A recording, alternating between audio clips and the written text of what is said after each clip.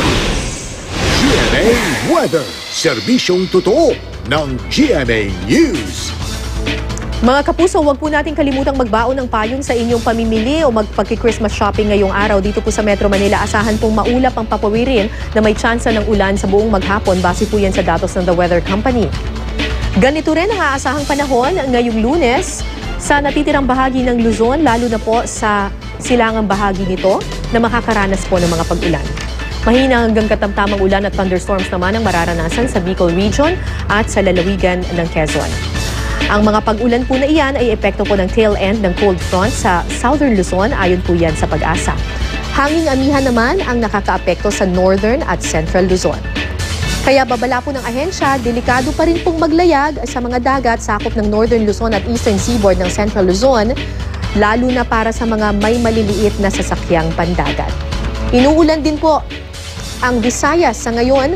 Base po sa datos ng The Weather Company, mahina hanggang katamtamang ulan ang mararanasan ngayong umaga, pero unti-unti rin po itong huhupa. Ang lagay ng panahon sa Mindanao, mahihinang ulan po o kaya'y thunderstorms ang aasahan lalo na mamayang hapon o gabi. Sa wind forecast map ng The Weather Company, mga kapuso, wala pong nakikitang low pressure area na maaaring mamuo o pumasok po sa Philippine Area of Responsibility hanggang sa araw ng Pasko. Mga kapuso, inaasahan naman po ang mas mahabang nighttime o gabi sa mga susunod na araw. Ang dahilan po niyan ay yung tinatawag na winter solstice.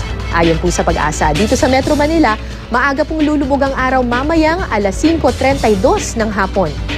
Kapag winter solstice, ang northern hemisphere ng mundo, kung saan naroon din ang Pilipinas, ay malayo sa araw kumpara sa southern hemisphere. Ito ang hudyat ng winter season para sa ibang bansa na nasa northern hemisphere at malayo sa equator. Yan ang latest mula sa GMA Weather. Magplano para sigurado, I am ready. Serbisyong totoo ng GMA News.